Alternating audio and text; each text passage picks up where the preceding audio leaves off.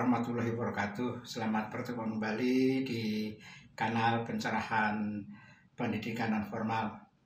Mudah-mudahan kita semuanya dalam lindungan Allah Subhanahu wa Ta'ala, Tuhan Yang Maha Esa, di tengah wabah pandemi COVID-19 ini, kita semoga semuanya dalam keadaan sehat walafiat. Ibu dan Bapak sekalian, pada kesempatan kali ini saya akan menjelaskan tentang bagaimana kita menentukan kelulusan pendidikan kesetaraan di tengah wabah COVID-19 ini. Sebagaimana kita ketahui, dengan adanya pandemi COVID-19 ini, beberapa kegiatan pembelajaran mengalami penyesuaian, termasuk kegiatan penilaian akhir atau ujian pendidikan kesetaraan mengalami penyesuaian sesuai dengan protokol kesehatan dalam menghadapi tanggap darurat atau pandemi COVID-19 ini. Prinsipnya tidak boleh ada ujian pendidikan kesetaraan yang mengumpulkan peserta didik di satu tempat. Kita bisa menyelenggarakan ujian dalam bentuk daring, itu prinsipnya.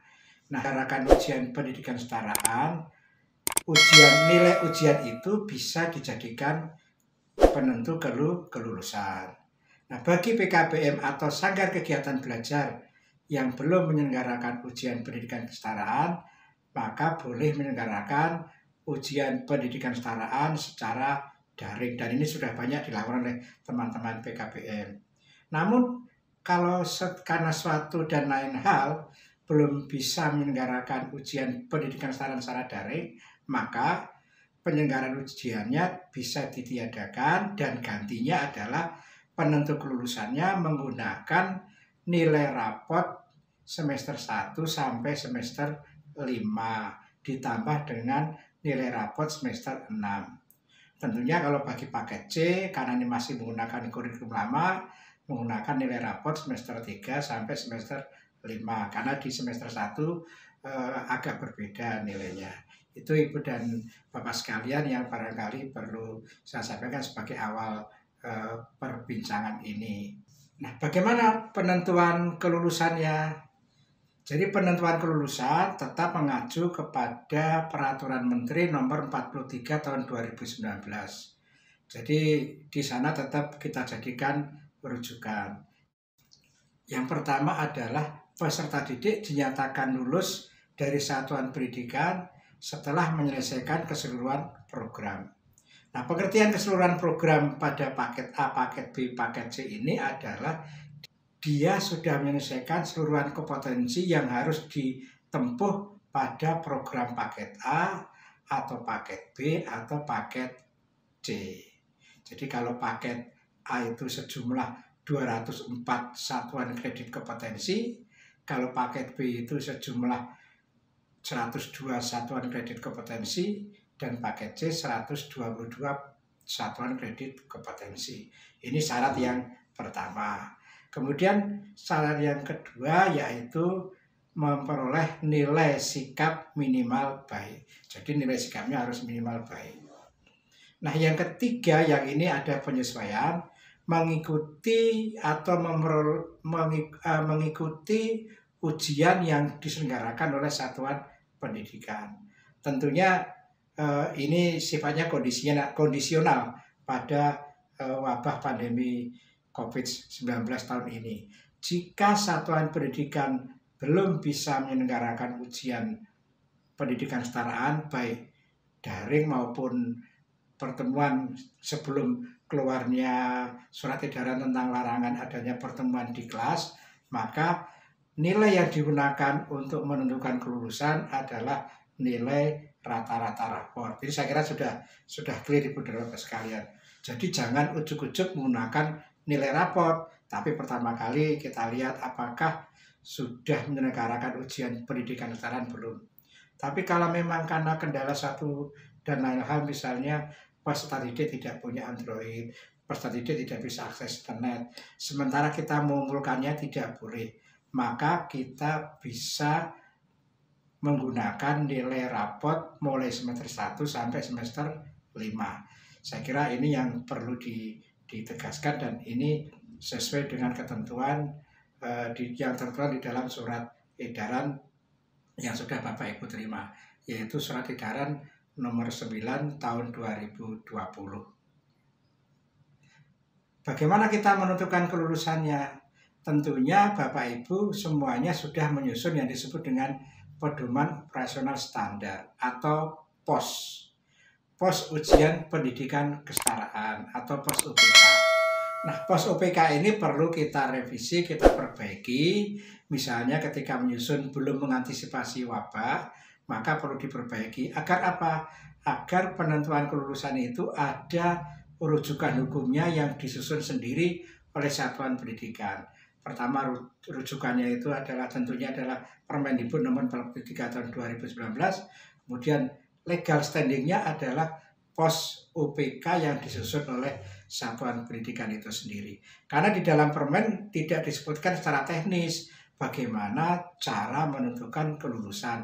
Itu semuanya diserahkan kepada satuan pendidikan. Jadi kenapa harus ada POS UPK? Itu karena satuan pendidikan yang berwenang menetapkan kelulusan. Inilah kewenangan yang diberikan oleh satuan pendidikan untuk menetapkan apakah peserta didik itu dipandang lulus atau tidak.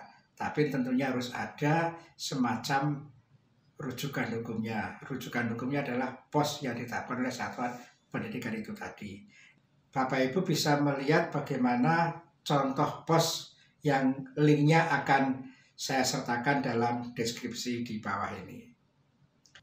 Jadi menentukan kelulusan itu harus ada prosedurnya. Prosedurnya tertuang di dalam POS UPK.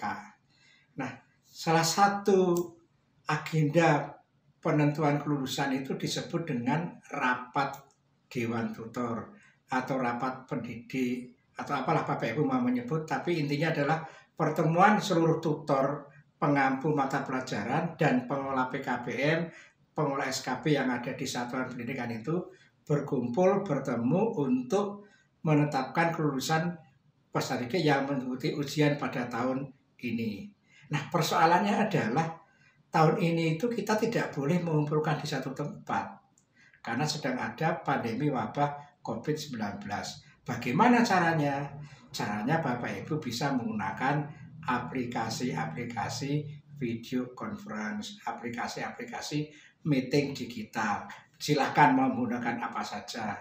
Termasuk Bapak Ibu bisa menggunakan aplikasi presensi digital sehingga yang hadir dalam rapat itu bisa dilacak secara digital. Nah, contoh berita acara Bapak Ibu bisa melihat di linknya di deskripsi di bawah ini. Jadi nanti Bapak Ibu bisa menyesuaikan, bisa mengedit bagaimana berita acara yang harus dibuat. Nah, berita acara ini penting. Kenapa? Berita acara ini adalah landasan hukum Bapak Ibu meluluskan peserta didik. Nanti kalau ditanya, peserta didik itu dasarnya lulus apa? Dasarnya lulus adalah berita acara. Berita acara itu berita acara itu payungnya apa? Payungnya adalah POS Ujian Pendidikan Kesetaraan. Jadi semua itu ada urut-urutannya. Jadi lulus dari paket A, lulus dari paket B, lulus dari paket C, itu harus ada legal standingnya. Legal standingnya adalah berita acara itu tadi. Nah, contoh berita acara nanti Bapak Ibu bisa lihat linknya di deskripsi di bawah ini dan tinggal disesuaikan sesuai dengan kebutuhan masing-masing. Nah, yang perlu diperhatikan adalah berita acara ini ada dua sebenarnya. Yang pertama adalah berita acara hasil ujian pendidikan kesetaraan. Kemudian yang kedua, yang pertama adalah berita acara hasil ujian pendidikan kesetaraan. Kemudian yang kedua, berita acara kelulusan dari satuan pendidikan. Apa bedanya? Nah, akan saya jelaskan berikut ini. Mengapa ada dua berita acara dan dibedakan? Karena ujian pendidikan kesetaraan itu yang bisa menyelenggarakan adalah satuan pendidikan terakreditasi. Sementara itu yang meluluskan sesuai dengan Peraturan Menteri Nomor 43 Tahun 2019, yang meluluskan itu adalah satuan pendidikan yang bersangkutan. Nanti yang tanda tangan ijazah sesuai dengan pasal 8 itu adalah satuan pendidikan yang bersangkutan. Jadi ijazah sebagaimana dimaksud itu diberikan oleh satuan pendidikan yang bersangkutan, bukan oleh satuan pendidikan yang terakreditasi. Nanti Bapak Ibu bisa perhatikan dalam Peraturan Menteri tentang ijazah dan sertifikat. Itu belum dicabut, masih berlaku. Nah, Ibu dan Bapak sekalian, karena itu maka ada dua berita acara. Yang pertama berita acara ujian pendidikan kesetaraan yang itu dibuat oleh satuan pendidikan terakreditasi. Karena bisa saja satuan pendidikan terakreditasi itu ujiannya diikuti juga oleh satuan pendidikan lain yang belum terakreditasi.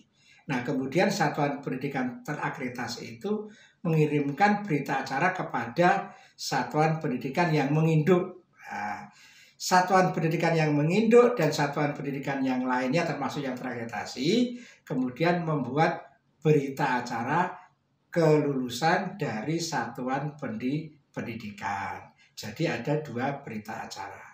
Satu berita acara hasil UPK, yang kedua berita acara kelulusan dari satuan pendidikan. Nah, berita acara yang kedua inilah yang dibuat oleh setiap satuan pendidikan, baik terakreditasi maupun tidak terakreditasi. Nah, contohnya juga Bapak Ibu bisa nanti melihat di link di deskripsi di bawah. Sebagaimana tadi sudah saya jelaskan, berita acara itu kan merupakan hasil persidangan, hasil rapat. Sementara rapatnya tidak boleh mengumpulkan. Maka Bapak Ibu silakan bisa menggunakan media video conference yang sudah tersedia berbagai aplikasi. Boleh menggunakan Zoom, boleh menggunakan Webex, Cisco, boleh menggunakan Google Meeting, apapun terserah. Yang penting ada bukti fisik bahwa pada saat itu sedang berlangsung kegiatan rapat penentuan kelulusan. Nah, ini yang biasanya Bapak Ibu semuanya satuan pendidikan, PKBM dan SKB itu agak lupa, yaitu membuat berita acara. Ini berita acara ini penting. Bagaimana berita acara ini merupakan legal standing bagi lulusnya peserta didik dari satuan pendidikan. Jadi nanti ijazah itu kalau dirunut punya dasar. Ijazah itu diberikan karena apa? Ijazah itu diberikan karena lulus, ya toh? Lulus itu karena apa? Karena lulus ujian. Nah, pernyataan lulus ujian itu di mana? Nah, pernyataan lulus ujian itu ada di berita acara. Nah, itulah pentingnya berita acara kelulusan dari satuan pendidikan. Saya kira sekian Ibu dan Bapak sekalian, mudah-mudahan menjadi pencerahan bagi kita semua. Salam untuk kita semua, sehat selalu dan ingat jaga jarak dan jangan keluar rumah jika tidak sangat penting sekali. Sekian, Assalamualaikum warahmatullahi wabarakatuh.